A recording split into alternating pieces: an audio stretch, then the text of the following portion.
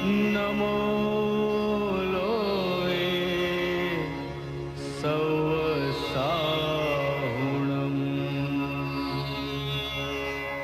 ऐसो पंच नमोकारो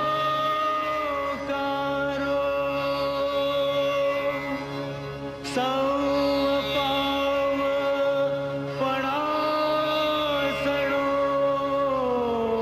मंगलाळं च सौवेसिं पढमं हवै मंगलम्। આજે પર્યુષણ પર્વના બીજા પાવન દિવસે આપ સર્વે પ્રબુદ્ધ આપ્તજનોને હૃદયથી આવકારું છું. આજનો વિષય છે કશાયથી આત્મશુદ્ધિ તરફ. પદ્મશ્રી ડૉક્ટર કુમારપાળભાઈને સંઘ વતી તેમજ આપ સૌ વતી હું આવકારું છું. પર્યુષણ પર્વ એટલે ક્રોધથી ક્ષમા, માનથી નમ્રતા, માયાથી સરળતા અને લોભથી સંતોષ તરફ લઈ જતું પર્વ. આપણો આત્મા પરમ શુદ્ધ છે. તેના પર પડેલા કશાયોના કારણે અશુદ્ધ બન્યો છે. કશાયોના આવરણોને પર્યુષણ પર્વ દરમિયાન ક્ષય કરવાનો પ્રયત્ન કરીએ તે માટે કુમારપાળભાઈ આવો સુંદર વિષય લઈ આપણા સમક્ષ આવ્યા છે. 2-3 વર્ષ પહેલાં તેમની નાદુરસ્ત તબિયત દરમિયાન તેમના અમદાવાદ બંગલે મુલાકાત લીધી હતી. ત્યારે તેઓએ 4થી 5 પુસ્તકોની ભેટ આપી હતી ને મને જણાવ્યું હતું કે છેલ્લા થોડા દિવસો દરમિયાન જ આનું લેખન કાર્ય કર્યું છે. હું ચકિત થઈ ગયો, સ્તબ્ધ થઈ ગયો. નાદુરસ્ત હોવા છતાં આટલા ટૂંકા સમયમાં આટલું સુંદર કાર્ય, સમયનો કેટલો સદુપયોગ. અહોભાવ અભિવ્યક્ત કર્યા વગર રહી ન શક્યો. ધન્યવાદ કુમારપાળભાઈ. કુમારપાળભાઈનો સંક્ષિપ્તમાં એક વ્યક્તિ તરીકે તો પરિચય આપવો ગમે જ, પણ તેમના વ્યક્તિત્વ ઉપર મારે આજે કંઈક કહેવું છે. તેમણે સાહિત્ય સર્જન, શિક્ષણ, પત્રકારત્વ, સમાજલક્ષી કાર્ય અને ધર્મચિંતન દ્વારા કોઈ એક ક્ષેત્રનો નહીં બલકે અનેક ક્ષેત્રોમાં વિશાળ આકાશ અને અગાધ દરિયા જેવો અનુભવ કરાવ્યો છે. જૈન ધર્મ અને દર્શન વિષયક 80થી વધુ પુસ્તકોની રચના કરી છે. દેશ અને વિદેશમાં જૈન ધર્મ વિશેના પ્રેરણાદાયી વ્યાખ્યાનો આપનાર અને જુદા જુદા ધર્મોની વૈશ્વિક પરિષદોમાં જૈન દર્શનને અસરકારક રીતે પ્રસ્તુત કરનાર તેમજ અખબારો અને સામાયિકમાં સતત જૈન ધર્મના વિવિધ પાસાઓ વિશે લેખો લખનાર પદ્મશ્રી ડૉક્ટર કુમારપાળભાઈ દેસાઈનું કામ વિશ્વના જૈન સમાજમાં એક લિજન્ડરૂપ બની ગયું છે. ગુજરાતી ભાષાના તૈયાર થઈ રહેલા વિશ્વકોશમાં તેઓ એક આધારસ્તંભ છે. ગુજરાતીઓએ ગૌરવ લેવા જેવી વાત છે. આવા પદ્મશ્રી ડૉક્ટર કુમારપાળભાઈને આજના વિષય કશાયથી આત્મશુદ્ધિ તરફ ઉપર પ્રકાશ પાડવા આવકારું છું. ડૉક્ટર કુમારપાળભાઈ દેસાઈ.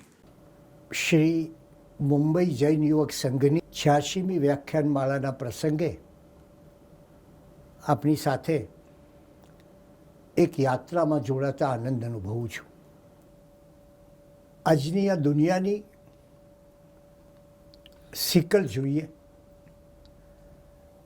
અને માણસની પરિસ્થિતિ જોઈએ.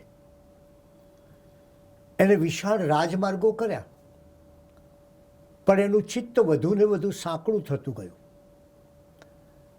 એને ટેકનોલોજીના ઉપયોગની હરણફાળ ભરી, પણ આ જ ટેકનોલોજીએ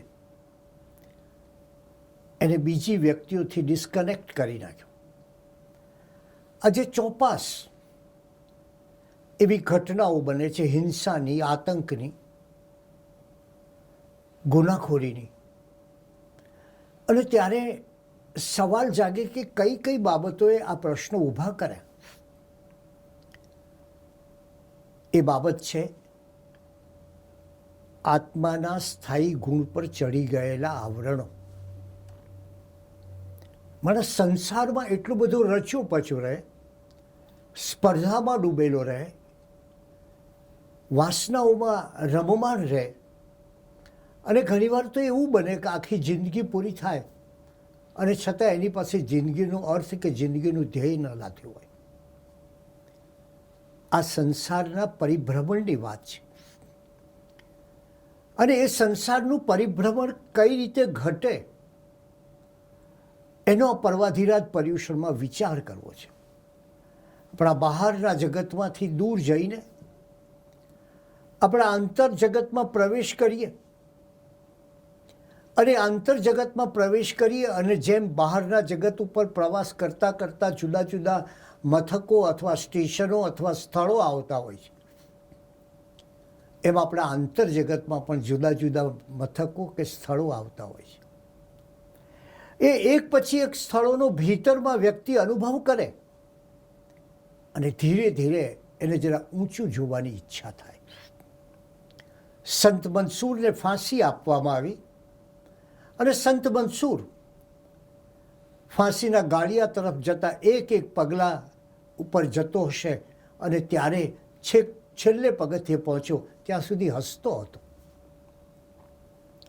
નીચે એના વિરોધીઓ એને પથ્થર મારતા હતા, એની સામે જોઈને ઊંચે જોઈને પથ્થર મારતા હતા.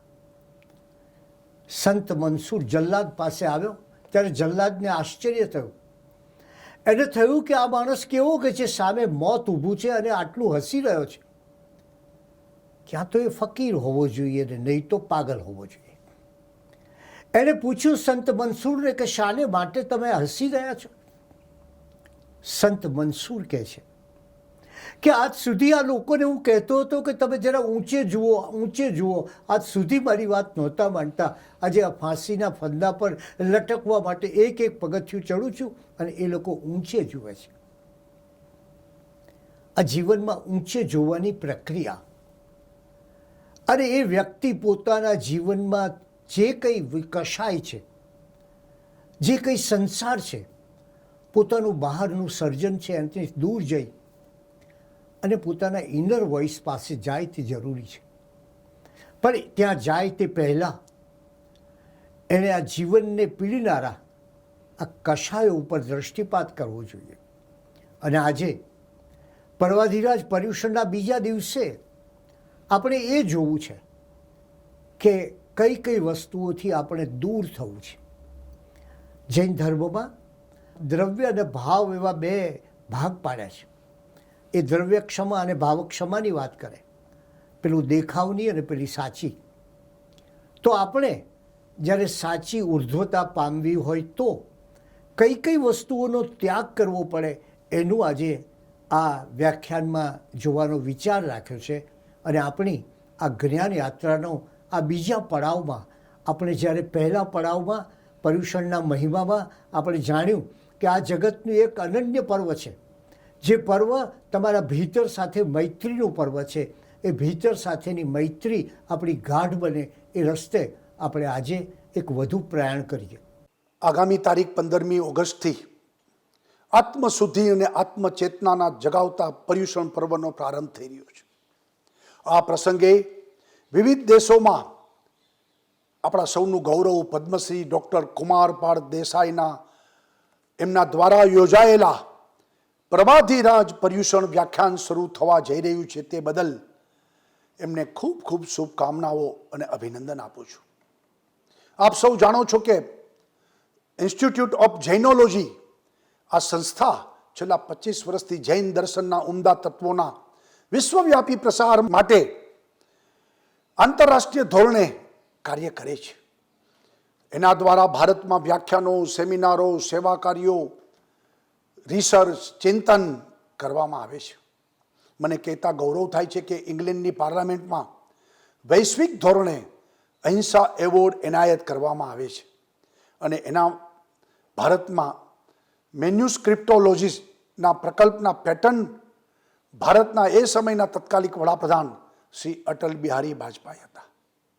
આપ સૌ જાણો છો કે આત્મશુદ્ધિ આત્મચેતના આ જગાવતા પર્યુષણ પર્વના 8 દિવસોએ ઉપાશ્રય અને વિવિધ સભાગૃહોમાં વ્યાખ્યાનનું આયોજન થતું હોય છે.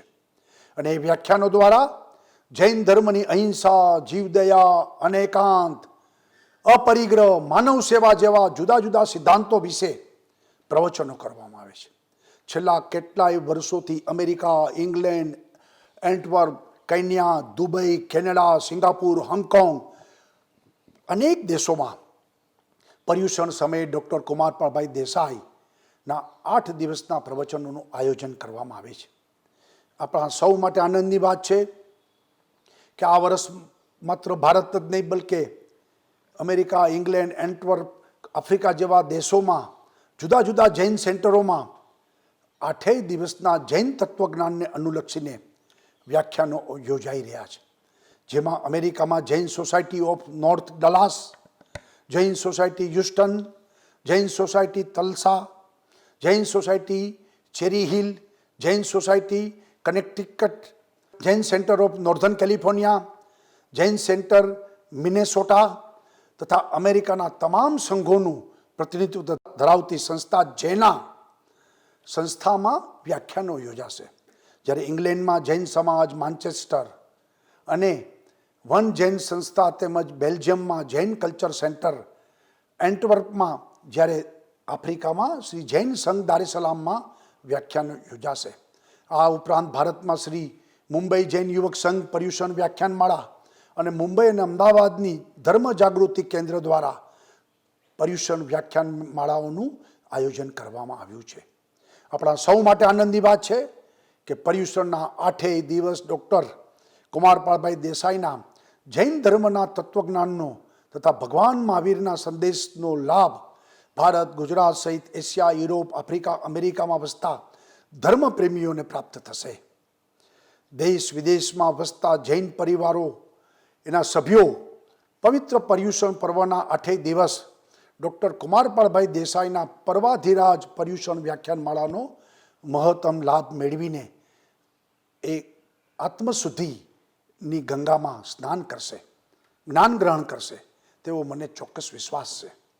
આ વ્યાખ્યાનમાળાના આયોજન બદલ સૌ આયોજકોને ખૂબ ખૂબ અભિનંદન.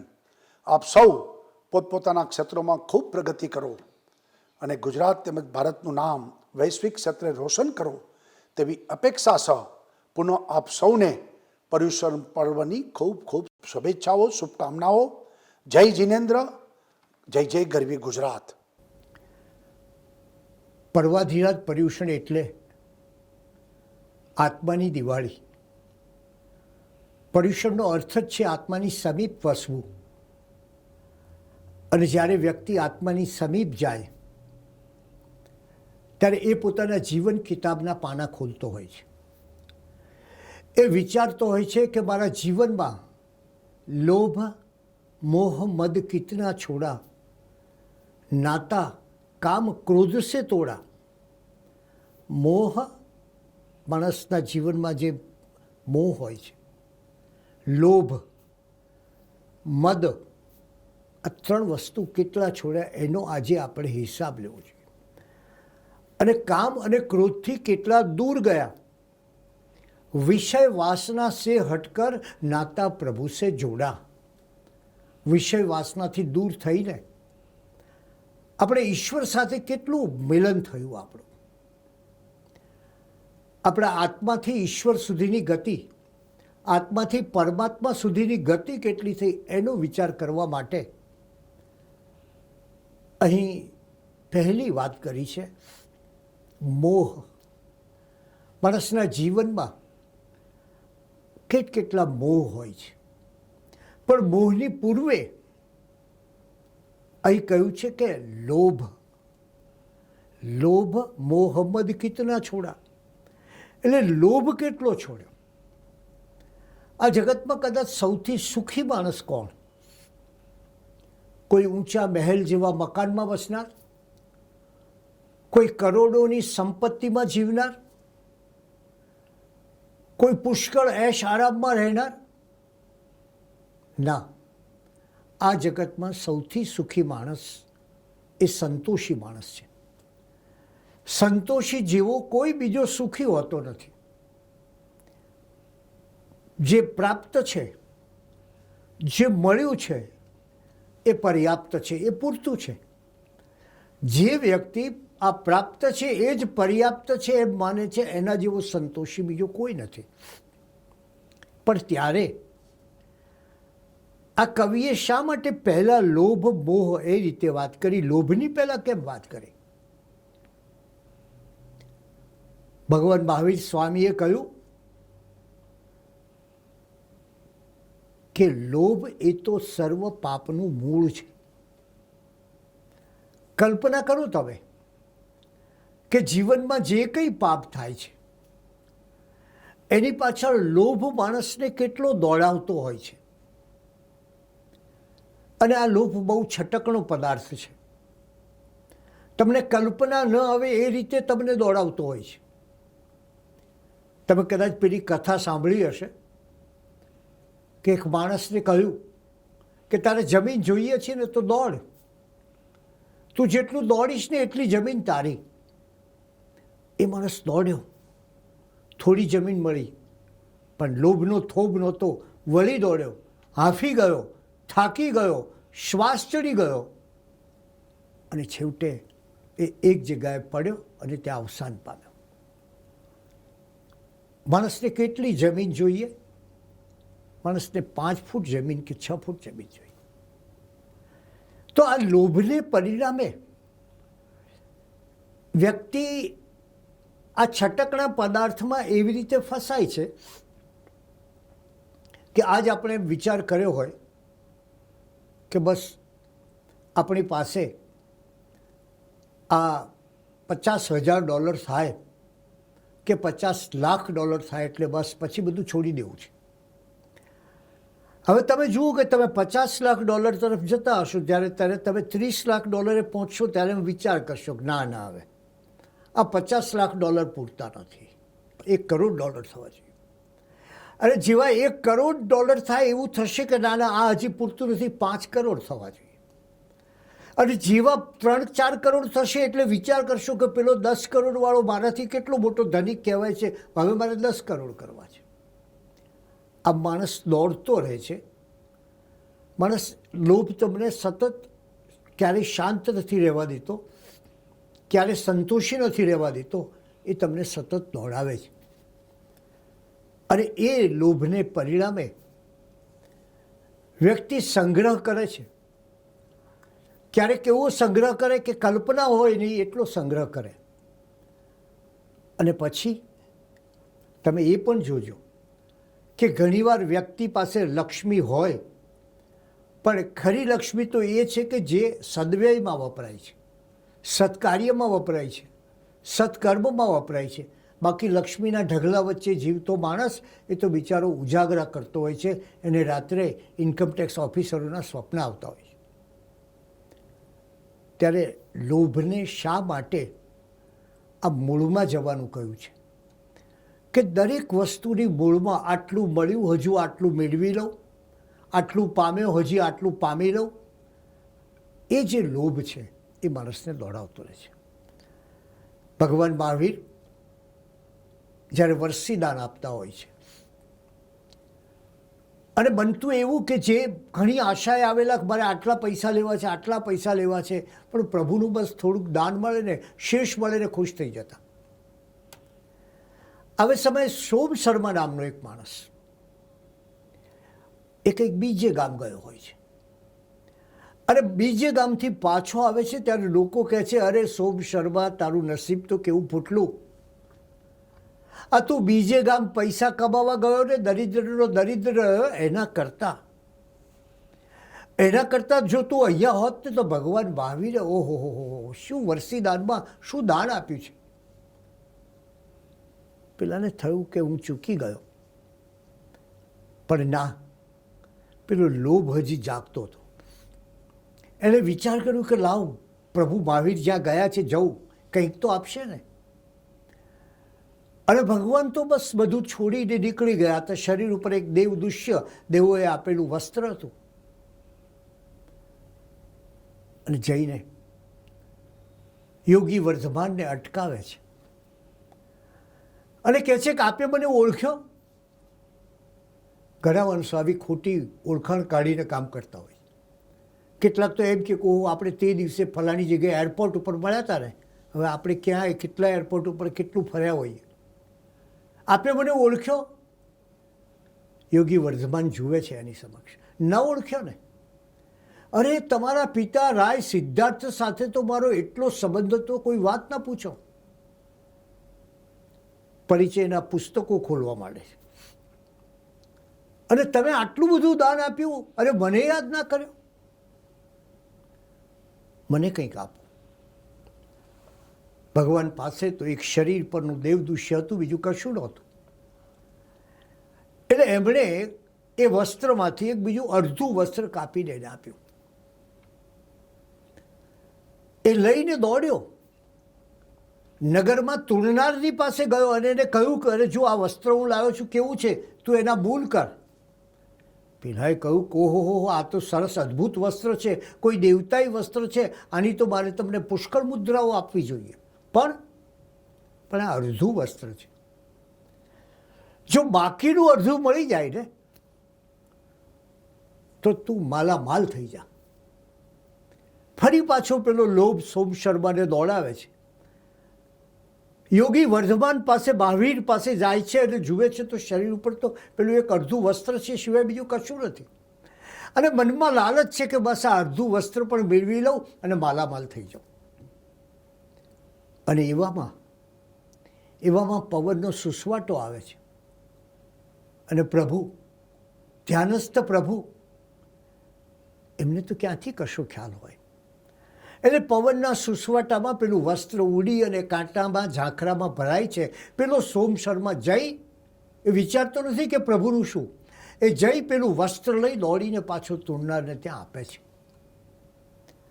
આ લોભનું કોઈ સાક્ષાત સ્વરૂપ હોય તો એ આ સોમ શર્મા છે. અને આજના વિશ્વમાં માણસનો લોભ સતત એ માટે વધતો જાય. કદાચ માણસના લોભ ઉપર જ બાય વન અને ગેટ ટુ ફ્રી ચાલતું હોય છે. માણસના લોભ ઉપર જ એક વસ્તુ લે ને પછી હજી આગળ જાય, પછી હજી આગળ જાય અને જિંદગી આખી આ વસ્તુઓમાં જ પૂરી થઈ જાય. ત્યારે પહેલી વાત કરી કે સર્વ મુશ્કેલીઓનું, જીવનમાં આવનારી પ્રત્યેક આપત્તિનું મુખ્ય કારણ એ લોભ છે. અને આ લોભથી દૂર થવું જોઈએ. એને બીજી વાત કરી મોહ. માણસને કેવા મોહ હોય છે. એમ કહે છે કે સમવસરણમાં ભગવાન પ્રભુ મહાવીર બિરાજ્યા હતા અને એ સમયે એક સમ્રાટ કોણિક એમની દેશના સાંભળે છે ને પ્રભુનો પરમ ભક્ત બની જાય છે. ત્યાં એને ખબર પડે છે કે પ્રભુ મારા નગરમાં આવે છે. સમ્રાટને એટલે તો આમ એકથી ચડિયાતા હાથી રાખ્યા. પ્રભુના આગમનને આમ બસ એટલી ઉજવણી કરવી, કોઈ વાત ન પૂછો. એટલી સાધનો લઈ આવ્યો, એવા સરસ મજાના તોરણો બાંધ્યા અને એવો આવકાર આપવો કે કોઈ કલ્પના ના કરો. આ સમ્રાટ કોણિકે ઘણા અન્યાય કરેલા. એણે હલ વિહલ કુમારની પાસેથી સેચાનક નામનો હાથી છીનવી લીધો હતો. એણે પોતાના ન્યાયપ્રિય માતામાં ચેટક એની સાથે સત્તા મેળવવા માટે યુદ્ધ કર્યું હતું. એને આવા દુષ્કર્મો કર્યા હતા.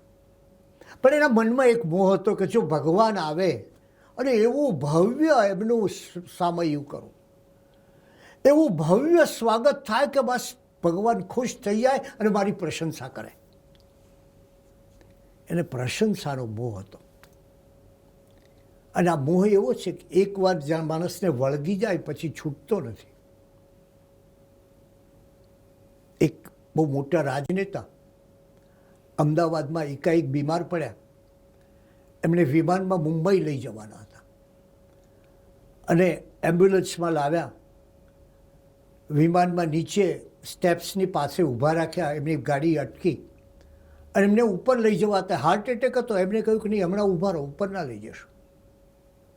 એક માણસને ખબર પડી ગઈ કે શું કારણ કે છે. એ માણસ જઈને હાર લઈ આવ્યો ને હાર પહેર્યા, પછી એ ઉપર ચડ્યા. એટલે માણસને જે મોહ લાગી જાય ત્યારે એની બાકીની દુનિયા બધી શૂન્ય થઈ જાય છે. એમ આ સમ્રાટ કોણિકને મોહ હતો કે જો પ્રભુ પ્રશંસા કરે ને તો આપણા બધા પાપ કર્મો ધોવાઈ જશે. અને લોકો કહેશે કે ભાઈ પ્રભુ મહાવીરે આ સમ્રાટની તો કેવી પ્રશંસા કરી.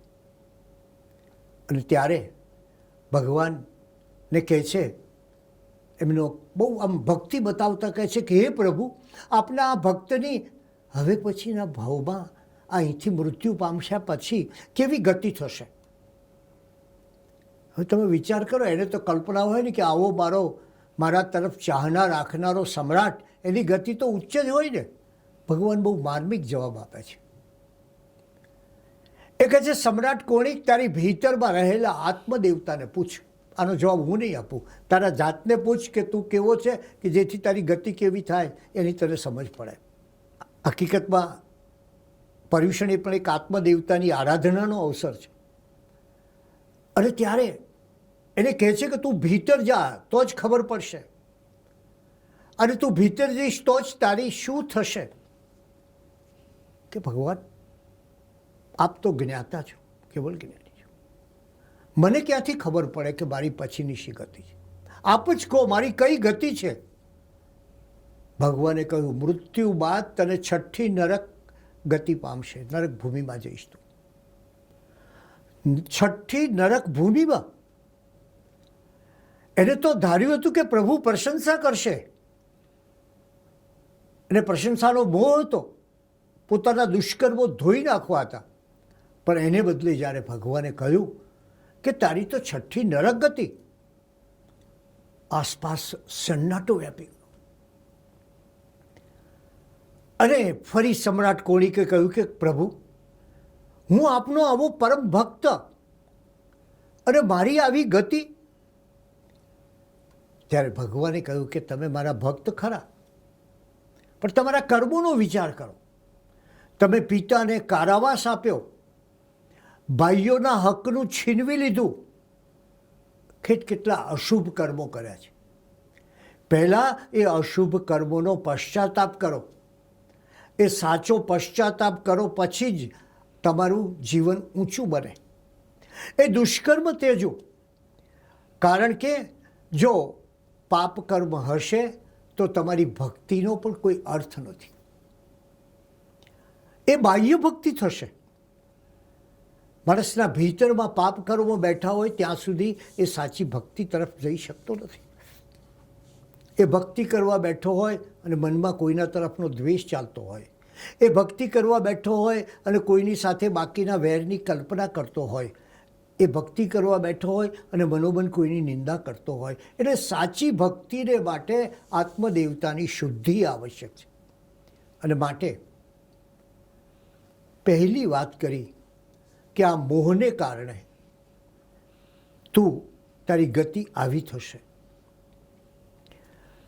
કવિએ કહ્યું છે કે મને આ જોઈને હસવું હજારો વાર આવે છે, મને આ જોઈને હસવું હજારો વાર આવે છે, પ્રભુ તારા બનાવેલા અને હજારો વાર બનાવે છે. તે માણસનું સર્જન કર્યું, પણ માણસ હવે પાછો તને બનાવવા નીકળ્યો છે.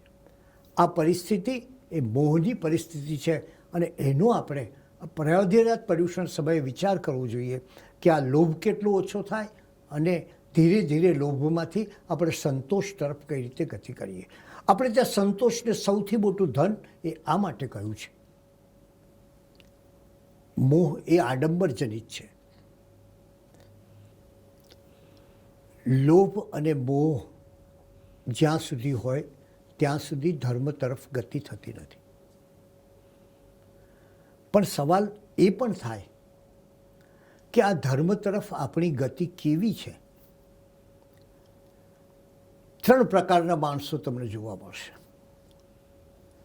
કેટલીક વ્યક્તિ કુતૂહલથી ધર્મ તરફ જતી હોય છે, કેટલીક વ્યક્તિ જિજ્ઞાસાથી ધર્મ તરફ જતી હોય છે, અને કેટલીક વ્યક્તિ મુમુક્ષાથી ધર્મ તરફ જતી હોય છે. કુતૂહલ એટલે તમને પૂછે કે આવું કેમ બન્યું, ભગવાનના સાધના કાળમાં આવું કેમ બન્યું, અથવા તો એમ પૂછે કે નેમકુમાર કેમ લગ્ન કર્યા વિના રાજુલને ત્યાંથી પાછા ફર્યા. તમે એનું કારણ આપો એટલે ત્યાં એનું કુતૂહલ પૂરું થાય. આ કુતૂહલવાળા માણસો એવા છે કે એમને મનમાં કુતૂહલ થાય કે આ સાગર થયો હશે તો એની માટી ક્યાં ગઈ, એ આટલો ઊંડો ખોદ્યો કઈ રીતે? તમે કહો કે એ પર્વત બની ગયો, બસ એમનું કુતૂહલ ત્યાં પૂરું. બીજું છે એ જિજ્ઞાસા. ઘણા માણસોને માત્ર ધર્મમાં જિજ્ઞાસા જ હોય છે. આ કેમ ને, આવું કેમ ને, આવી રીતે કેમ, બસ એક જ જિજ્ઞાસાથી ચાલે. પણ એ જિજ્ઞાસા બાહ્ય જિજ્ઞાસા હોય, તાર્કિક જિજ્ઞાસા હોય, બુદ્ધિ સુધીની જિજ્ઞાસા હોય. ત્યારે ધર્મની સાચી આરાધના એ મુમુક્ષા છે, મોક્ષની ઈચ્છા, પોતાના ભીતરમાં જઈને ધીરે ધીરે ઉપર જવાની વાત. એટલે ધર્મ કઈ રીતે થાય? ન કુતૂહલ માટે, ન જિજ્ઞાસા માટે. ધર્મ થાય એ મુમુક્ષા માટે થાય. અને ત્યારે વ્યક્તિમાં સૌથી પહેલું સત્ય વચન હોવું જોઈએ. શાસ્ત્રો કહે છે સત્યમ ખૂબ ભગવંતમ, સત્ય એ જ ઈશ્વર છે. અને એ સત્યનું પાલન ભગવાને બહુ સરસ રીતે સમ્રાટ કોણિકને કહ્યું કે તું અસત્યના માર્ગે ચાલી અને ઊંચી ગતિ નહીં પામી શકે. કથા તો ભીમજી સંઘપતિની પણ એવી છે કે એને કહ્યું એક વખત આચાર્ય મહારાજને કે સાહેબજી મને કોઈ પ્રતિજ્ઞા આપો. આચાર્ય દેવેન્દ્ર સૂરીએ કહ્યું કે પ્રતિજ્ઞા આપું? હા, કે પ્રતિજ્ઞા આપો ગુરુદેવ, કે જેથી મારો જલ્દી ભાવ નિસ્તાર થાય. ત્યારે કે સારું, એક કામ કર, બહુ અઘરી તો પ્રતિજ્ઞા નથી આપતો, પણ એટલું રાખજે કે જીવનમાં સત્ય બોલવું, અસત્ય ના બોલવું, એવી પ્રતિજ્ઞા કરતો. એટલે આ ભીમજી સંઘપતિએ નક્કી કર્યું કે મારે જિંદગીમાં સત્ય બોલવું, અસત્ય ના બોલવું. અને એકવાર એ માર્ગેથી જતો હોય છે ત્યારે પલ્લીપતિ ભીલ એને પકડે છે અને પૂછે છે કે બોલ, તારા ઘરમાં કેટલું ધન છે? મારે ધન જોઈએ છે, એટલે એ ધન આપવા માટે તારા પુત્રને હું જાણ કરું કે તારા પિતાને છોડાવવા હોય તો એ ધન તું આપ તો હું તને છોડાવીશ. અને ભીમજી સંઘપતિ કહે છે કે મારા ઘરમાં 4000 સુવર્ણ મુદ્રા છે, તમે જાઓ સંદેશો મોકલો અને મારા પુત્રને કહેશો એટલે એ આપશે અને તમે મને મુક્ત કરો. અને બન્યું એવું કે ભીમજી સંઘપતિને ત્યાં એ લોકો ગયા ત્યારે પેલા ચોરને એમ કહ્યું કે ના ના, આટલા બધા તો પૈસા નથી, આટલી બધી સુવર્ણ મુદ્રા નથી. પેલા પાછા આવ્યા ત્યારે એમને કહ્યું કે મારો પુત્ર અસત્ય બોલ્યો છે, મારી પાસે આટલી સંપત્તિ છે. તો ભીમજી સંઘપતિની સત્યનિષ્ઠાને કારણે કોઈ આંચ ના આવી અને એને મુક્ત કર્યો. આ સત્ય વચનનું જે સામર્થ્ય છે તે અહીંયા જોવા મળે છે. અને માટે જ આપણે આજે એ વિચારવું છે કે આપણે જગતના ન્યૂઝ જાણીએ છીએ, પણ ક્યારેક આપણા આત્માના ન્યૂઝ સાંભળવા જોઈએ. ખરી જરૂર તો એ આત્માના ન્યૂઝ સાંભળવાની છે. માણસ ચંદ્રની ધરતી પર ઉતર્યો, માણસ મંગળ સુધી પહોંચશે, પણ ખરેખર એ પોતાની ભીતરની ધરતીને જાણે છે ખરો? એ પોતાના આત્માનું ન્યૂઝપેપર રોજ વાંચે છે ખરો? અને ત્યારે સવાલ એ જાગે કે લોભ મોહ મદ કિતના છોડા. તમે કેટલો લોભ મોહ અને મદ છોડ્યો છે? એના ઉપર તમારા જીવનની, તમારા અધ્યાત્મ જીવનની, અને અધ્યાત્મ એટલે કોઈ અઘરી વસ્તુ, કોઈ ગંભીર વસ્તુ નથી. અધ્યાત્મ એ તો ભીતરથી જાગતી એક પ્રસન્નતા છે, અને પ્રસન્નતા આપણા જીવનમાં આવવી જોઈએ, ત્યારે જ એ પર્યુષણ પર્વની સાર્થકતા કહેવાય. આથી જ આચાર્યાંગ સૂત્ર કહે છે કે વસ્તુતઃ, વાસ્તવિક રીતે, હકીકતમાં બંધન અને મુક્તિ આપણા હૃદયમાં છે. આપણે પોતે જ બહારથી બંધનો સ્વીકારીએ છીએ અને પછી એમાં બંધાઈ જઈએ છીએ. માણસના જીવનનો જો એ વિચાર કરે તો એને ખ્યાલ આવે કે જીવનમાં એ કેવી રીતે એક પછી એક બંધનોમાં બંધાતો જાય છે અને એને પરિણામે એ મુક્તિથી દૂર જતો જાય છે. આપણે એ વિચાર કરીએ કે આગમસૂત્રની આ વાત વસ્તુતઃ બંધન અને મુક્તિ તારા હૃદયમાં જ છે એનો વિચાર કરવો જોઈએ.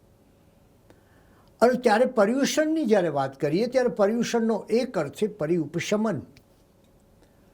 એ ઉપશમન શું? શેનું ઉપશમન કરવાનું છે? પરી એટલે ચારે બાજુથી, બધી બાજુથી ઉપશમન, કષાયોનું ઉપશમન કરવાનું છે. માણસનું જીવન કષાયોથી સતત ઘેરાયેલું હોય છે. કશ એટલે સંસાર અને આય એટલે લાવનારો. આ સંસારને લાવનારી બાબતોથી ઘેરાયેલા જીવનમાંથી માણસે મુક્તિ મેળવવાની છે. કારણ કે આ કષાય જ આપણી જન્મ મરણની પરંપરા વધારવાનું કારણ છે. અને એટલે નાની નાની બાબતના કષાય, આડંબરથી કષાય, મોહથી કષાય, લોભથી કષાય, કામથી કષાય. આ કામની વાત કરીએ તો કામની વૃત્તિ. એમ કહેવાય છે કે દેહ જીર્ણ થાય છે, પણ ઘણીવાર મનુષ્ય જો બરાબર સંયમ કેળવ્યો ન હોય તો કામ વૃત્તિ જીર્ણ થતી નથી. કોઈ વૃત્તિઓ જીર્ણ નથી થતી જો એને પોતાના મનને એ રીતે ન રાખ્યું હોય. અને એકવાર યાદ રાખજો, એકવાર એક વૃત્તિનું વળગણ લાગ્યું એટલે થશે શું? તમને લોભનું વળગણ લાગ્યું હોય તો આખી દુનિયા તમને, જ્યાં જ્યાં તમારો લોભ હોય ને ત્યાં તમે નમતા જશો. પણ એ સિવાયના જગત સાથે તમારો કોઈ નાતો નહીં રહે. તમારા ચિત્તમાં સતત વિચાર આવે કે મારો લોભ સિદ્ધ થાય એવી જગાએ જો. તમને કામવૃત્તિની સ્પર્શ થયો એટલે પછી તમે જગતને આખું, કોઈ વ્યક્તિને, કોઈ સ્ત્રીને કે કોઈ પુરુષને માત્ર કામનાની દૃષ્ટિએ, કામ દ્રષ્ટિએ જોશો. અને જો એ વૃત્તિ બહેકી જાય તો તમને ટેલિવિઝનમાં પણ કે જે જાહેરાતના બોર્ડમાં પણ તમે એ કામ વૃત્તિને સંતોષવાનો એક પ્રયાસ કરશો. અને આ વૃત્તિ કેવી છે? આપણા ગ્રંથોએ બહુ માર્મિક રીતે વૃત્તિની વિચારણા કરી છે. આ વૃત્તિ છે ને, એમાં જેટલું તમે એની આગમાં જેટલું ઘી રેડો એટલી વધારે ને વધારે જાગૃત થાય. એટલે એક તો વૃત્તિની આગ હોય અને એમાં તમને વારંવાર ઘી રેડવાનું, ઘી નાખવાનું મન થાય અને એને પરિણામે આ વૃત્તિ ફ્લેરઅપ થાય, આ વૃત્તિ ભડકો થઈ જાય. અને માણસનું આખું જીવન જો એ કામ વાસનામાં ગયો, જો એ લોભથી ઘેરાયો, જો એ ક્રોધથી ઘેરાયો તો એનું આખું જીવન આમાં જાય. એટલે જૈન દર્શને સૌથી મોટી વાત કરી કે આ કષાયને દૂર કર, જેનાથી આ સંસાર આવે છે એને દૂર કર. કારણ કે નહીં તો તારા જન્મ મરણના ફેરામાંથી તને મુક્તિ નથી મળવાની. આ જન્મનું બંધન, આવતા જન્મનું બંધન, આવતો જન્મ કઈ ગતિમાં, દુર્ગતિમાં હશે એની કલ્પના ન કરી શકે. તો સંસાર ચક્રથી છૂટવા માટે આ વૃત્તિ પરનું નિયંત્રણ મહત્વનું છે. તમે એ આગમસૂત્રનો વિચાર કરો કે જ્યારે એમ કહેવાયું હશે કે એક દુર્જય એટલે અઘરો, બહુ ડિફિકલ્ટ, એક દુર્જય સંગ્રામમાં વિજય મેળવતા વીર કરતાં પણ પોતાના હૃદય પર, પોતાની વૃત્તિ પર, પોતાના જીવનમાં સંયમથી વિજય મેળવનારો માણસ વધારે વીર અને પરાક્રમી છે. એટલે ભગવાને કહ્યું ને કે બહાર યુદ્ધ કરે શું વળે? કોઈ અર્થ જ નથી. કારણ કે તારી બહારની ગતિ તો બધી વૃત્તિ આધારિત છે. તને સત્તાનો મોહ જાગ્યો અને તું સત્તા માટે દોડતો હોય. તને ધનનો મોહ જાગ્યો ને તું આંખો મીચીને, સગળું ભૂલીને, સારી નીતિ પણ છોડીને ધનની પાછળ દોડે. ત્યારે એ વિચાર કરવો છે કે આ વૃત્તિની દોડમાંથી નીકળવા માટે માણસે પર્યુષણમાં પ્રયાસ કરવો છે.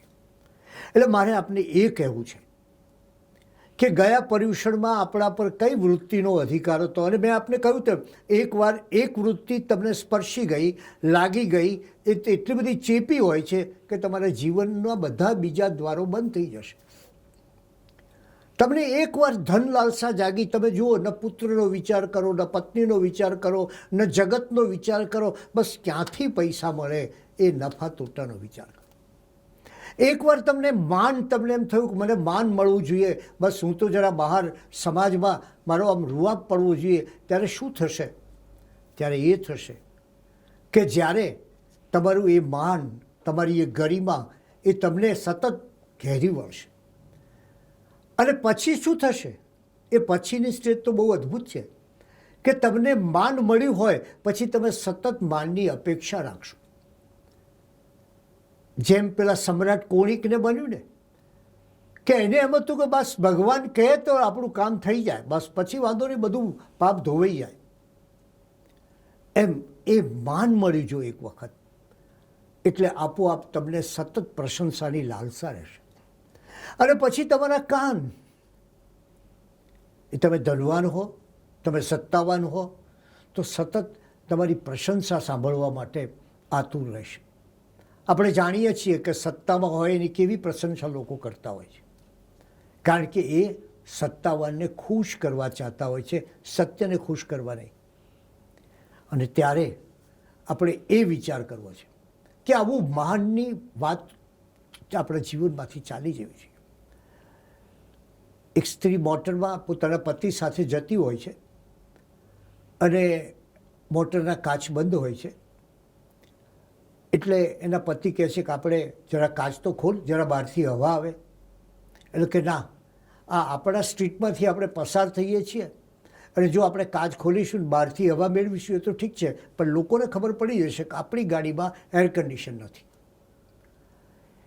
એટલે મારે એર કન્ડિશન નથી એ માટે કાચ બંધ રાખીને બફાવવું પડે છે ગરમીમાં. માણસ દંભ કરે ને ત્યારે આ સ્થિતિ હોય છે. સિદ્ધસેન દિવાકરનું જરા સ્મરણ કરીએ. ન્યાયાવતાર અને સન્મતિ તર્ક જેવા મહાન ગ્રંથો આપનાર સિદ્ધસેન દિવાકરના જ્ઞાનથી પ્રભાવિત થઈને રાજાએ આ મહાન આચાર્યને માટે પાલખી આપી.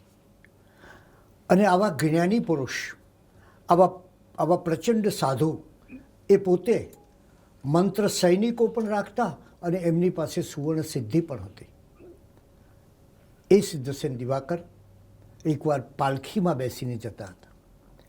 સાધુ હતા, પાલખીમાં ન બેસાય, પરંતુ એટલું માન મળતું હતું અને રાજાનો એટલો ભાવ હતો કે એને કહ્યું કે આપના જેવા માટે તો મારે પાલખીમાં જ આપે બેસીને જવું જોઈએ. એમના ગુરુને ખબર પડી અને એકવાર પાલખીમાં બેસીને સિદ્ધસેન દિવાકર જતા હોય છે ત્યારે સહેજ પેલા ગુરુનો પગ લથડે છે. એ જુએ છે કે આ પાલખી ઉચકનાર કોઈનો પગ લથડ્યો, સહેજ નીચે જુએ છે, સંસ્કૃતની ગાથા બોલે છે. સિદ્ધસેન દિવાકરની એ ગાથામાં જે ભૂલ હોય છે એ પેલું પાલખી ઉચકનાર બોલે છે. સિદ્ધસેન દિવાકરની નજર એ તરફ જાય છે ને જુએ છે તો ખ્યાલ આવે છે, અરે આ તો મારા ગુરુ, અને એ સ્વયં પાલખી ઉચકે છે મારી. અને ત્યારે એને ખ્યાલ આવ્યો કે આ માનના મોહમાં હું કેવો ડૂબી ગયો કે મને ખ્યાલ પણ ના આવ્યો કે મારાથી આવી રીતે પાલખીમાં ન બેસાય. એ પાલખી ઊભી રાખે છે, ગુરુના ચરણમાં પડે છે અને કહે છે કે મને પશ્ચાતાપ આપો, મારાથી ભૂલ થઈ ગઈ. માન આવું હોય છે. મેં થોડા વર્ષો પહેલાં એક વાર્તા લખેલી કે એક માણસ હોય છે, એમ કહે છે કે બસ મારું અવસાન થશે ને ત્યારે મારો પેલો ડૉક્ટર મિત્ર એ તો બિચારો આમ લોથપોથ થઈને પડ્યો હશે, ઢગલો થઈ જશે. અને પેલો મારો વકીલ મિત્ર એ તો રસ્તામાં આક્રંદ કરતો કરતો મારી સ્મશાન યાત્રામાં આવશે. અને પેલા મારા પરિચિત, ઓહો, એને માટે તો જીવવું, કદાચ એ મારું અવસાનના સમાચાર સાંભળી અને કદાચ આત્મહત્યા કરી બેસે. પેલા મિત્રે કહ્યું કે એક કામ કર, તારી એક બનાવટી સ્મશાન યાત્રા કાઢી, ફ્યુનરલ બનાવટી. એટલે થોડુંક ગાદી તકિયા ભેગું કરીને એક બનાવટી સ્મશાન યાત્રા જાહેર કર્યું. આ ભાઈ તો અવસાન પામ્યા છે. અને ત્યારે જે એનો ડૉક્ટર મિત્ર હતો એને કહ્યું કે તું આ બધું કરી દે, ગાડલા ગોદડાની અંદર તારી સ્મશાન યાત્રા તારી નનામી જાય અને તું પાછળ જરાક મોઢા ઉપર કપડું રાખીને સાંભળ લોકો શું કહે છે. પેલા ડૉક્ટર મિત્ર એમ માનતો હતો કે એને તો શું થઈ જશે. એ એના બીજા મિત્રને કહેતો હતો કે અરે આપણો આ મિત્ર ખરો, પણ આજે કંઈ આવું મૃત્યુ પમાતું હશે, આજે તો મારે બહુ મોટું ઓપરેશન છે અને હવે એને કારણે જશે અને એને કારણે મને લાખો રૂપિયાની ખોટ પડશે. એ જરા પેલા વકીલની પાસે જાય છે તો પેલો વકીલ કહે છે ઓહો બીજા મિત્રને સારું થયું, આ ઘણા વખતે મળ્યા, આપણો આ મિત્ર છે, છેક સુધી સ્મશાને બેસવું પડશે, ચાલો આપણે થોડા ગપ્પા મારીએ અને બીજી થોડીક ધંધાની વાતો પણ થઈ શકે. પેલા પરિચિત પાસે જ ગયો. એ માનતો હતો કે એને તો કેટલો આક્રંદ કરતા હશે, ત્યારે એ તો શાંતિથી ચાલતા હતા અને બાજુવાળા આગળ જે મૃત્યુ પામ્યો છે, જેની આ બનાવટી સ્મશાન યાત્રા હતી, એની નિંદા કરતા હતા. પેલો માણસ સ્મશાન સુધી પહોંચ્યો, એનો ગર્વ જતો રહ્યો. માણસ આવા અનેક ગર્વોથી પીડાય છે, આ સંસારના મોહથી ગ્રસ્ત છે અને ત્યારે એણે એ વિચારવું જોઈએ કે મારે આ ભવ ભ્રમણમાંથી નીકળવા માટે આ મોહ જેની પાછળ હું દોડી રહ્યો છું ત્યાંથી બહાર નીકળવું છું. અને એક વખત એક વૃત્તિનો મોહ લાગ્યો એટલે જીવન આખું એ વૃત્તિમાં પાયમાલ થઈ જાય. જે માણસને દારૂનો શોખ લાગે, ડ્રગનો લાગે અને એનું જીવન એમાં ને એમાં પાયમાલ થઈ જાય, એમ એને એક વૃત્તિ લાગુ પડી અને એમાં ને એમાં જાય. અને ત્યારે આપણે એ વિચાર કરવો છે કે લોભ મોહ મદ કિતના છોડા, નાતા કામ ક્રોધ સે તોડા. તમે તમારા જીવનમાં કામ અને ક્રોધથી કેટલા દૂર ગયા, એની સાથેનો સંબંધ કઈ રીતે તોડી નાખ્યો. આ લોભ છે કે આ મોહ છે એ તમારી ભીતરમાં રહે છે, પણ ક્રોધ તમારો એક એવો શત્રુ છે. ક્રોધ એક એવી વૃત્તિ છે કે જે બહાર પ્રગટ થતી હોય છે. કામ અને ક્રોધમાં ભેદ આટલો છે કે કામ હોય, લોભ હોય, મદ હોય, મોહ હોય તો એ ભીતરમાં રહે છે, એ તમને પોતાને જ દુઃખી કરે છે, તમારા જીવનમાં દુઃખો લાવે છે. પણ ક્રોધ હોય તો એ તમે બહાર કાઢો એટલે એની સાથે બીજાને પણ અસર થતી હોય છે. અને માટે આ ક્રોધ જે છે એનું ખૂબ સુંદર સ્વરૂપ જૈન દર્શનમાં આપવામાં આવ્યું છે. અને ઘણી વ્યક્તિઓ એ એમ કહે છે કે આ ક્રોધ કેવો, તો કે સમુદ્ર જેવો બહેરો, એને સાચી વસ્તુ નહીં સમજાય. આગ જેવો ઉતાવળો, આમ એટલો ઝડપથી જશે, માણસ ગુસ્સે થાય પછી ધીરે ધીરે ધીરે આપણે ગુજરાતીમાં કહીએ છીએ ને એનો પારો ચડતો જાય છે. એટલે આગ જેવો બહેરો અને અંધકારમાં માણસ ખોવાઈ જાય એમ અંધકારના જેવો ભૂલાવનારો એ આ ક્રોધ છે. ક્રોધને અંધ કહ્યો છે. અને જેમ અંધ એ આ જગતની વાસ્તવિકતાને સમજી શકતો નથી, એમાં ક્રોધ શું કરે છે? તો આપણે ત્યાં 10 વૈકાલિકના 8મા અધ્યાયમાં કહ્યું કે કોહો પી પણાસેણ. ક્રોધ છે એ પ્રેમનો, પ્રીતિનો નાશ કરે છે. અને એટલે એ અધમ ગતિ માણસની આ ક્રોધને કારણે થાય છે. જૈન ધર્મમાં ચંડ કૌશિકનું ઉદાહરણ આપણે તો એમ માનીએ, એક સામાન્ય જાણકારી છે કે ભગવાનને દંશ દીધો ને ભગવાને એને ઉપદેશ આપ્યો ને એનું જીવન સુધર્યું. એવું નથી. આ ચંડ કૌશિકનું આખું એ ઉદાહરણ એક ક્રોધના વિપાક, ક્રોધનો કષાય એ શું કરી શકે વ્યક્તિના જીવનમાં એ બતાવે છે. પોતાના એક પૂર્વ ભાવમાં ચંડ કૌશિક એક તપસ્વી હતો. માત્ર એક જ એની મુશ્કેલી કે એ પોતાનો ગુસ્સો કાબૂમાં નહોતો રાખી શકતો. એટલે આ તપસ્વી ચંડ કૌશિકે એકવાર ગુસ્સે ભરાઈને રજોહરણથી, રજોહરણ જુઓ, આપ જાણો છો સાધુ મહાત્માઓ જે રાખતા હોય છે તે, એ રજોહરણથી પોતાના બાળ શિષ્યને મારવા દોડ્યો, બાળકને મારવા દોડ્યો. અને દોડતા દોડતા એકાએક રસ્તામાં થાંભલો આવે છે અને ક્રોધ અંધ છે એટલે એ થાંભલાને, એ ક્રોધ અંધ છે ને એટલે દેખાય ક્યાંથી, એટલે થાંભલા સાથે માથું અફડાવ્યું અને એ સાધુ કાળધર્મ પામ્યા.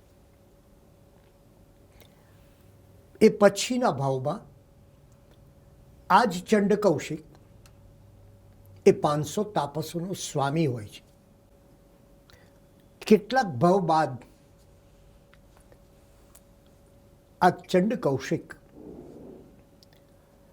એ 500 તાપસોનો સ્વામી બન્યો.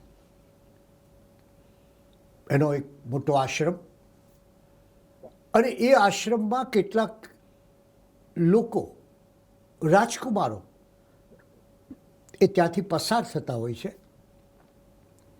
અને એના આશ્રમમાંથી ફળો તોડતા હોય છે.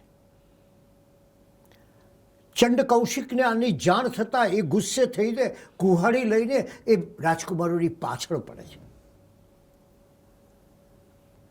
એમાં કુહાડી લઈને દોડેલો તાપસ ચંડ કૌશિક એ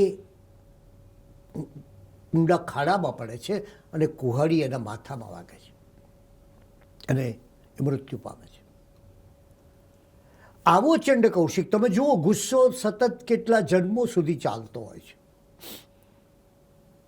એ એવો ચંડ કૌશિક સમય જતા પહેલા એક તાપસ હતો, એક તપસ્વી પુરુષ હતો, અને કેવો તપસ્વી, ઉગ્ર તપસ્વી હતો. એ પછીના જન્મો બાદ, થોડા જન્મો બાદ એ કેવો થયો, એ 500 તાપસોનો મુખ્ય સ્વામી બન્યો. પણ પેલો ક્રોધ નહીં ગયો. આનું પરિણામ શું આવ્યું? આનું પરિણામ એ આવ્યું કે એ ચંડ કૌશિક એ પોતે પછીના ભવો બાદ, કેટલાક ભાવ બાદ દ્રષ્ટિવિષ સર્પ બન્યો. વિચાર કરો કે આ દ્રષ્ટિવિષ સર્પ એટલે શું? બીજા સર્પના દંશમાં ઝેર હોય, એ ડંખ મારે અને માણસ મૃત્યુ પામે. દ્રષ્ટિવિષની આંખમાં ઝેર હોય. આ એક પ્રતીક પણ છે કે ગુસ્સો કરનારી વ્યક્તિની આંખમાં પણ ઝેર હોય છે. અને એટલે એમ કહેવાય છે કે ચંડ કૌશિક આકાશમાં ઊંચે સેજ નજર કરે અને એને ખ્યાલ આવે કે ઉપરના પક્ષીઓ એના ઝેરની અસરથી મૃત્યુ પામીને નીચે પડતા હોય છે. આવો ચંડ કૌશિક. મારે આપને એ કહેવું છે કે આ પ્રસંગના મર્મનો વિચાર કરીએ. એનો મર્મ એ છે કે પહેલાં ચંડ કૌશિક, દીર્ઘ તપસ્વી ચંડ કૌશિક સાધુના ઉપાશ્રયમાં હતો. એ પછી એ વનમાંથી એક નિર્જન વનમાં ગયો અને એ પછી કનકખલ આશ્રમમાં આવ્યો, જ્યાં એને ભગવાન મહાવીર સાથેનો મિલાપ થાય છે. એ કેવી નીચી ગતિ આવે છે એ જુઓ. પહેલા એ વૃદ્ધ હતો, ઉગ્ર તપસ્વી, અને ઘડપણમાં ગુસ્સો આવ્યો. બીજામાં 500 તાપસ્યનો સ્વામી હતો, યુવાન હતો, ત્યારે ગુસ્સો આવ્યો. અને ત્રીજામાં જન્મથી જ ગુસ્સો આવ્યો. એ સર્પ રૂપે જન્મ્યો, દ્રષ્ટિવિષ સર્પ રૂપે જન્મ્યો. ક્રોધ કેવો વ્યાપી વળે છે એનું કેવું સુંદર ઉદાહરણ છે. જરા પ્રગટીકરણ જુઓ એ ક્રોધનું. પહેલાં રજોહરણથી પ્રગટીકરણ થયું. એને રજોહરણ, પેલા બાળ મુનિને પોતાનો દંડો માર્યો, રજોહરણ માર્યો. બીજામાં કુહાડી અને ત્રીજામાં દ્રષ્ટિ વિષ. આમ કેવી નીચી ગતિ થાય, કેવી અધમ ગતિ થાય તે જુઓ. પહેલા એ બાળ મુનિને મારવા દોડે છે, જો કેટલી સૂક્ષ્મતા છે. એ પછી બીજામાં એ રાજકુમારોને મારવા દોડે છે, અને ત્રીજામાં પ્રભુ મહાવીર સ્વામીને દંશ દેવા માટે, મારવા માટે દોડે છે. એટલે ક્રોધથી વ્યક્તિની કેવી અધોગતિ થાય એ આપણને જોવા પડે છે. અને એટલે જ આ ક્રોધને કારણે કેવી કેવી ઘટનાઓ બનતી હોય છે.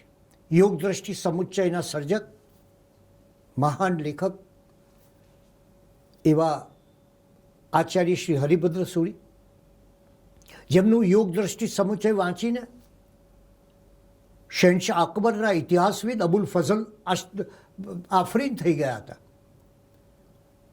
એવા હરિભદ્ર સુરીના જીવનમાં આવેલી પેલી ક્રોધની ઘટનાનો વિચાર કરીએ. આ હરિભદ્ર સુરી પૂર્વે મહાપંડિત હતા. 4 વેદ, ઉપનિષદો, એનો એટલો અભ્યાસ કર્યો, એટલો અધ્યયન કર્યું કે પેલા મદનો સંચાર થયો. અને જ્યારે પંડિતમાં મદનો સંચાર થાય, પંડિતમાં અભિમાનનો સંચાર થાય, ત્યારે એની પંડિતાઈ અટકી જાય છે ત્યાં. અને એટલે પોતે એટલા બધા જ્ઞાની છે કે એમને જ્ઞાનને કારણે બીજાને પરાજિત કરવાનો વિચાર આવ્યો. પેટ પર સોનાનો પટ્ટો બાંધતા, જેથી પેટમાંથી જ્ઞાન બહાર નીકળી ન જાય, પેટ ફાટી ન જાય. હાથમાં કોદાળી રાખતા કે કોઈની સાથે સ્પર્ધા કરે, વાદ વિવાદ કરે અને પેલો પરાજિત થઈ અને ધરતીમાં છુપાઈ ન જાય માટે આ કોદાળી રાખતા. એક બાજુ જાળ રાખતા, દરિયામાં જો હોય તો પકડી લાવવું, અને સાથે નિસરણી પણ રાખતા. અને પોતે સર્વજ્ઞ છે અને અલ્પમતી લોકોના પરાજય કરવો એને માટે સતત પ્રયાસ કરતા હોય.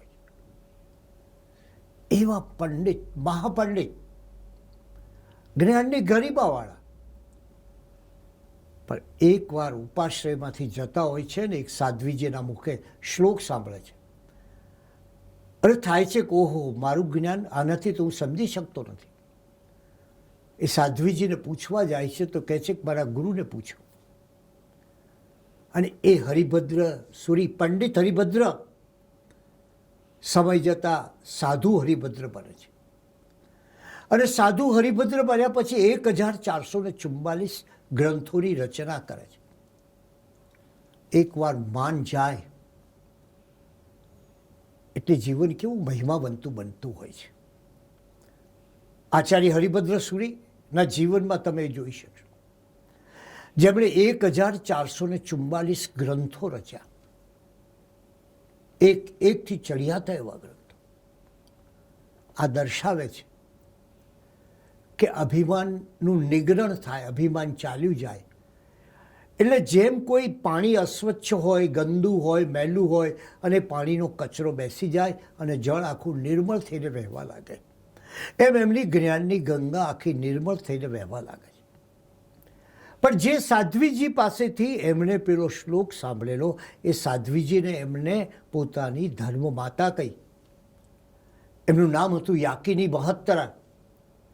અને આ મહાન વિદ્વાન પોતાના ગ્રંથોમાં લખે છે યાકિની સુતુ, યાકિનીના ધર્મપુત્ર તરીકે, યાકિનીનો ધર્મપુત્ર આ લખે છે, એ રીતે પોતાનું નામ લખે.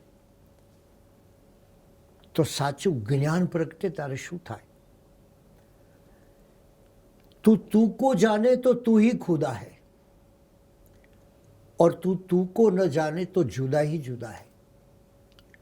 જ્યારે એને પોતાનો આત્મ સાક્ષાત્કાર થયો, ભીતરી અનુભવ થયો અને કેવું અદ્ભુત પરિવર્તન આવી ગયું, એ આપણે અહીંયા જોઈ શકીએ છીએ.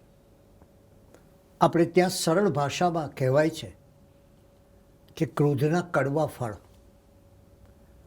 કારણ કે ક્રોધ જ્યારે વ્યક્તિમાં જાગે ત્યારે એ એના આસપાસના સંસારમાં ઘણા દુર્ભાવો પેદા કરે છે. ક્રોધી વ્યક્તિ માટે કોઈને માન હોતું નથી. પણ દુર્ભાગ્ય એ છે કે ઘણીવાર પોતાના આ દુર્ગુણને કેટલાક લોકો સદગુણમાં ખપાવે છે. કોઈ એમ કહે કે જ્યારે મને ક્રોધ ચડે ને ત્યારે બસ આમ ઘરમાં સન્નાટો છવાઈ જાય, એક માણસ એક આમ અવાજ ના કરી શકે. જે એની નિર્બળતા છે ને એને બહાદુરીમાં ખપાવે છે. અને વૃત્તિની મજા જ એ છે કે વૃત્તિની નિર્બળતાને ઘણા લોકો બહાદુરીમાં ખપાવતા હોય છે.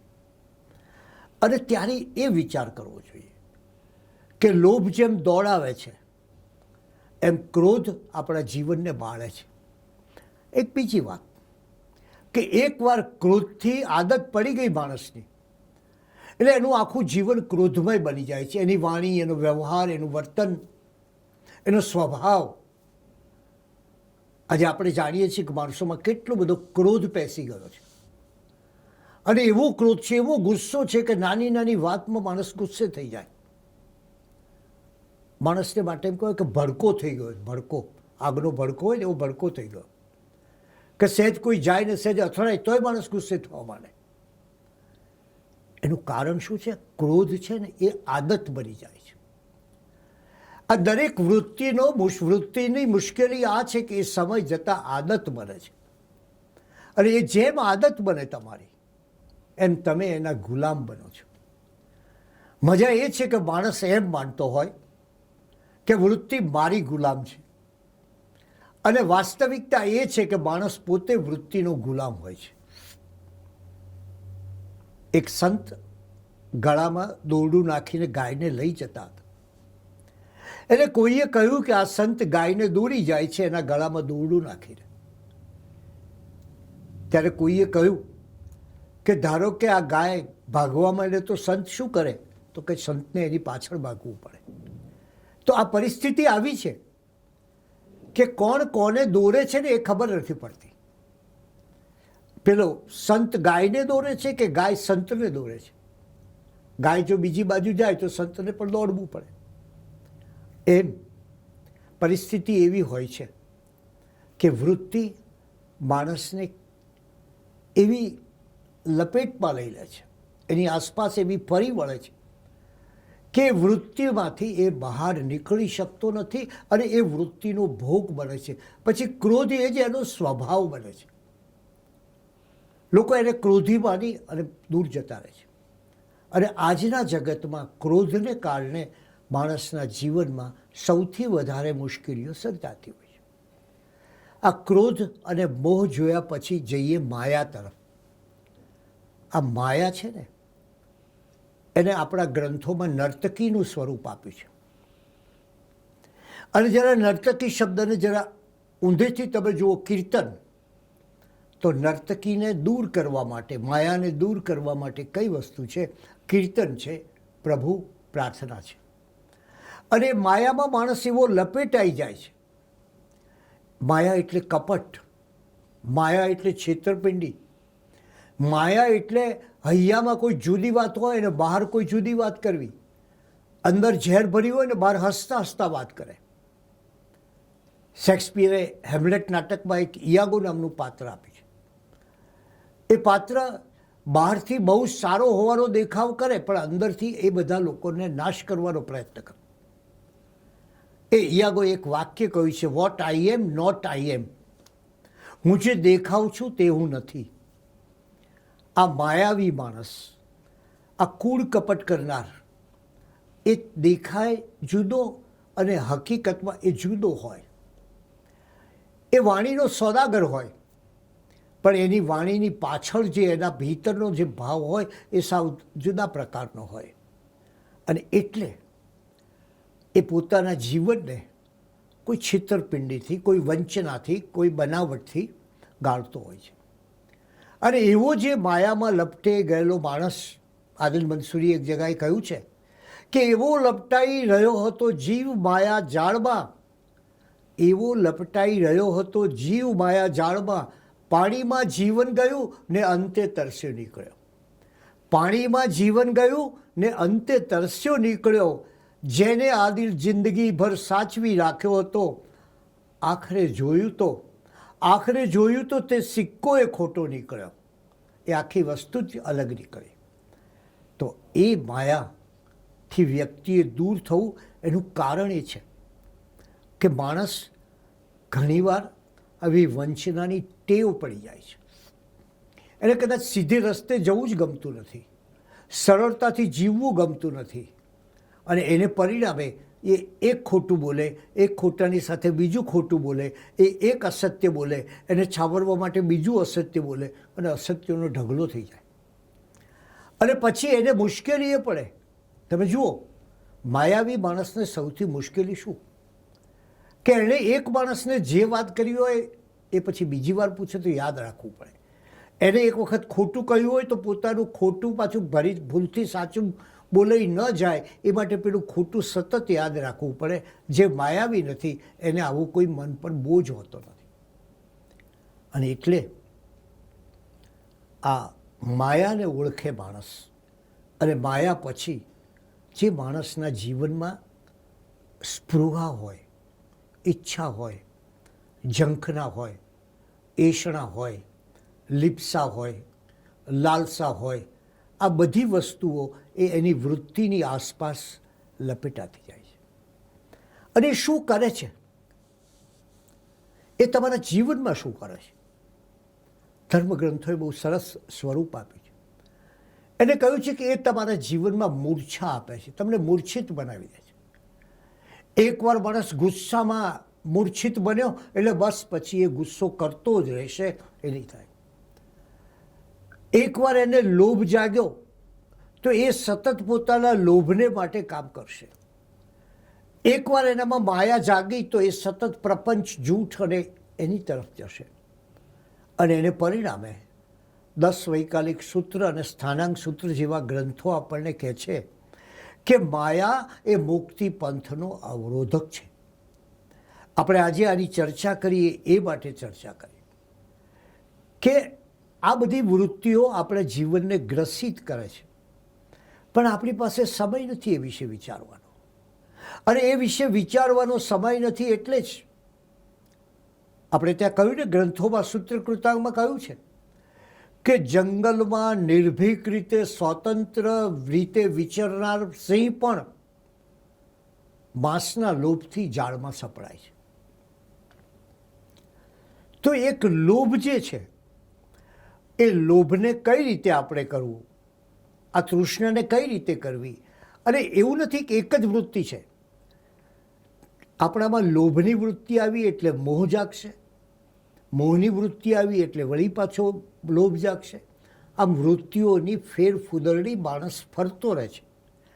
અને એટલે જ ભગવાને આગમ સૂત્રમાં કહ્યું છે કે જેમ ઈંડામાંથી, જુઓ તમે, જેમ ઈંડામાંથી બગલી અને બગલીમાંથી ઈંડું નીકળે છે, એમ મોહમાંથી તૃષ્ણા અને તૃષ્ણામાંથી મોહ નીકળે છે. એટલે આ જે ફેરફુદરડી ચાલે, આ જે ચક્ર ચાલે, એ એવું ચક્ર છે કે એમાં એક વૃત્તિ નથી આવતી, અનેક વૃત્તિ આવે છે. રામાયણમાં આપણે જાણીએ છીએ કે દશરથ રાજાએ કૈકેયી પાસે જઈને જે વાત કરી એમાં શું હતું, શા માટે આવું એક દુર્ઘટના બની કે જે રામને રાજ્યાભિષેક થવાનો હતો અયોધ્યા નગરીમાં, એને બદલે આખો ઉલ્કાપાત થઈ ગયો. કેમ થયો? તો કહે છે કે રાત્રે અયોધ્યાના રાજમહેલ પર સરસ મજાના દીવાઓ ટમટમ બળતા હતા. અને આ દીવાઓ જોઈને, જેમ કેટલાક માણસને બીજાનું સારું જોઈને ઈર્ષા થાય છે, એમ આ દીવાઓ જોઈને મંથરાને દ્વેષ થયો, ઈર્ષા જાગી. તમે જુઓ, આ એક ભાવ થયો, એ દ્વેષ. એણે કૈકેયી પાસે જઈને કહ્યું કે આ રામ જો ગાદી ઉપર આવશે તો તારા પુત્ર ભરતની કોઈ હેસિયત નહીં રહે, કોઈ એનો ભાવ નહીં પૂછે અને તને કોણ બોલાવશે. એટલે તું રામને વનવાસ અને ભરતને સિંહાસન માગ. અને કૈકેયી લોભ જાગે છે કૈકેયીને. તમે જો, એક દ્વેષ જાગ્યો, બીજો લોભ જાગ્યો. એક વૃત્તિ જ ખતરનાક, ત્યાં આવડી બે વૃત્તિ ભેગી થઈ. અને એમાં રાજા દશરથના મનમાં કામ જાગ્યો કૈકેયી પ્રત્યેનો. એટલે દ્વેષ, લોભ અને કામ, એને પરિણામે રામને વનવાસ મળ્યો. આ જે ઘટના બની એ ઘટનાનું મૂળ કારણ આ 3 વૃત્તિઓ છે, એ આપણે સમજવું જોઈએ. આવે સમયે પર્વાધિરાજ પર્યુષણમાં આપણે બહારનું નહીં, બીજાનું નહીં, આપણા ભીતરનો વિચાર કરવો છે. અને ભીતરમાં 10 વૈકાલિક સૂત્રના 8મા અધ્યાયની 38મી ગાથામાં આગમવાણી, એ આગમવાણી આપણને કહે છે, ઉવ સમેણ હણે કાહમ, ઉવ સમેણ હણે કાહમ, ઉપશમથી ક્રોધને નષ્ટ કરો. જીવનમાં એક શાંતિ હોય, મનમાં એક સ્થિરતા હોય, મધ્યસ્થ ભાવથી જગતને જોવાની ને જીવનને જોવાની વૃત્તિ હોય, તો એ ઉપશમથી તમે ક્રોધને હણો. માણમ મદ્દવયા જીણે, મૃદુતા દ્વારા માનને જીતો. પેલું અભિમાન, હું આમ, ત્યારે થોડીક જો નમ્રતા આવે એટલે પેલું અભિમાન ઓછું થાય. આપણે જોયું ને પેલું બનાવટી સ્મશાન યાત્રાની ઘટના, તો એ અભિમાન, માણસને પોતાની જાત માટેનું એટલું બધું અભિમાન હોય છે. કોઈને જ્ઞાનનું અભિમાન હોય, કોઈને ધનનું અભિમાન હોય, કોઈને રૂપનું અભિમાન હોય, કોઈને વળી પોતાના ગુણનું અભિમાન હોય, અને કેટલાકને એવું છે કે અભિમાન નથી એવું કહેનારને પણ એક પ્રકારનું અભિમાન હોય. ત્યારે અહીંયા કહ્યું, માણમ મદ્દવયા જીણે, મદ્દવયા મૃદુતાથી, જીવનને મૃદુતાથી જુઓ.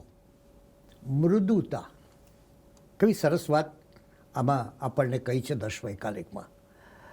માયમ ચ અજ્જ ભવાને, માયમ ચ ડજ્જ ભવ ભાણેવ, એટલે કે સરળતા દ્વારા કપટ ભાવને જીતો. સરળ બનો. આપણે, મેં તમને કહ્યું ને કે સૌથી અઘરું એ સરળ બનવું છે. ને માણસને કંઈક આટાપાટા ખેલવામાં બહુ મજા આવે, ખોટું બોલવામાં બહુ મજા આવે, બીજાની બનાવટ કરવામાં બહુ મજા આવે.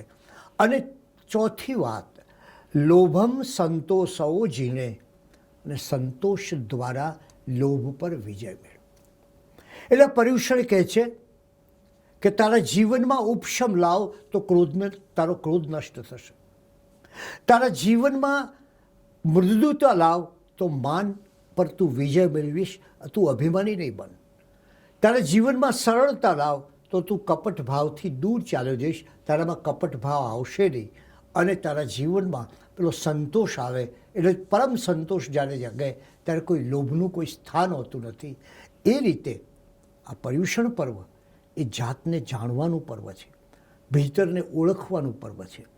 અને એ વિચાર કરવો છે કે આપણી અંદર જે કંઈ વૃત્તિઓ, કષાયો, કામનાઓ, ઝંખનાઓ, વિકારો પડ્યા છે એની તપાસ કરીએ. અને એ તપાસ કરીએ ત્યારે જ આપણા ભીતરનું આકાશ, એમાં કોઈ વાદળા ન હોય, કોઈ વેર ન હોય, કોઈ ઝેર ન હોય, કોઈ દ્વેષ ન હોય, અને માત્ર આનંદ, પ્રસન્નતા અને મસ્તી હશે. અને ત્યારે આપણે જરૂર એમ કહી શકીએ, મહાયોગી આનંદગંજીએ કહ્યું છે તેમ, અબ હમ અમર ભયે ન મરેંગે. પર્યુષણ પર્વના આજના વ્યાખ્યાનમાં કુમારપાળ ભાઈએ આપણને કસાઈઓની વાત વિસ્તારપૂર્વક સમજાવી. લોભ, મદ, મોહ, કામ અને ક્રોધ આપણા આત્માના ઉદ્ધારની વચ્ચે આવતા અવરોધો. અને આ બધાથી આપણે શું નાતો તોડ્યો, અને ઇનસે નાતા તોડ કે આપણે આત્મા સાથે શું નાતું જોડ્યું. જ્યાં સુધી આ કસાઈઓ આપણી વૃત્તિની અંદર કેળવાયેલા છે, જ્યાં સુધી આપણે આ કસાઈઓ સાથે મૈત્રી બાંધી છે, ત્યાં સુધી આત્માનો ઉદ્ધાર કઈ રીતે થઈ શકે. અને પર્યુષણ પર્વ એ તો આત્માના ઉદ્ધારનું પર્વ છે.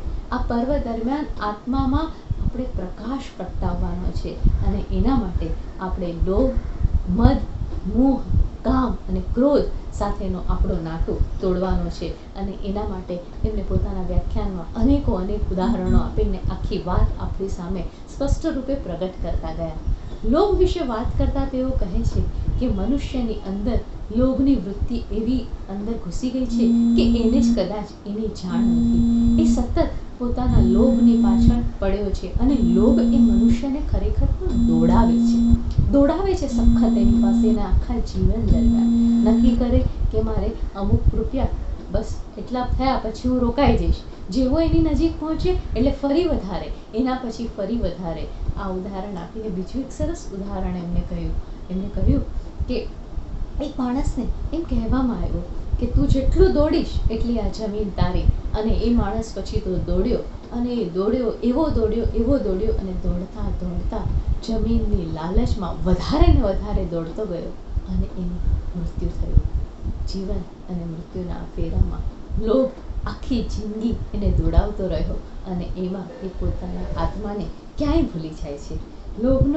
લોભના પરિણામે તે સંગ્રહ કરે છે અને સંગ્રહનો પછી કોઈ અંત જ નથી હોતો.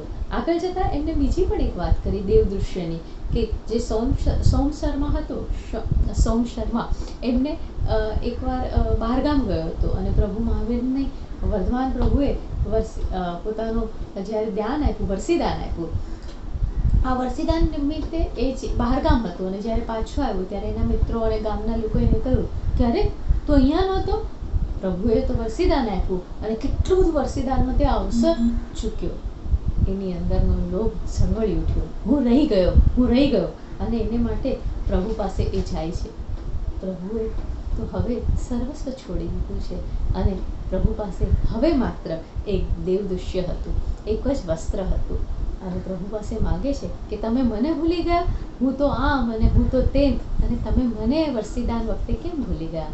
પ્રભુ પોતાના એ એકમાત્ર વસ્ત્રમાંથી અડધું વસ્ત્ર એને આપે છે અને એ વસ્ત્ર લઈને એ ફરી પાછું ગામમાં આવે છે. ગામના વેપારીઓને કહે છે આનું મૂલ્ય શું છે અને ચારે તરફ એનું મૂલ્ય કઢાવ્યું છે. બધા જ કહે છે આ તો અમૂલ્ય છે, આ તો બહુ જ સરસ છે, પરંતુ તે આખું હોય તો વધારે સારું. હવે પાછો એ જંગલમાં જાય છે. એને ખબર છે કે પ્રભુ પાસે માત્ર અડધું વસ્ત્ર છે અને છતાં પણ એનો લોભ શમતો નથી. એના લોભની વૃત્તિ જાગૃત થઈ ચૂકી છે. એ વસ્ત્ર હવા સાથે ઉડે છે અને તરત એ વસ્ત્ર લઈને ત્યાંથી ભાગે છે. આ છે લોભ. એ ભાગતો રહે છે. આ લોભ કેવો છે? માણસ પોતાના લોભ ઉપર પોતાના આત્માને, પોતાની જાતને ભૂલી જાય છે. આવો જ બીજું એક આપણી વચ્ચેનો અવરોધ છે અને એ છે મદ અને મોહનો. માનનો નશો માણસને ચડી જાય છે અને માનનો નશો એટલે એની અંદર હુંપણું આવી જાય છે. એ માટે કુમારપાળ ભાઈએ બહુ સરસ એક આપણને એક્ઝામ્પલ આપ્યું સમ્રાટ કોણિક રાજાનું, કે સમ્રાટ કોણિક કેવા હતા? અન્યાયી હતા. કેટલાક લોકોની ઘણી બધી વસ્તુ એને છીનવી પણ લીધી હતી, પણ એકવાર એને ખબર પડે છે કે પોતાના નગરમાં પ્રભુ મહાવીર પધાર્યા છે અને દર્શનાર્થે જાય છે અને એમ થાય છે કે ચાલ એકવાર પ્રભુ મહાવીર મારા જો વખાણ કરે તો આપણા બધા પાપ ધોવાઈ જશે.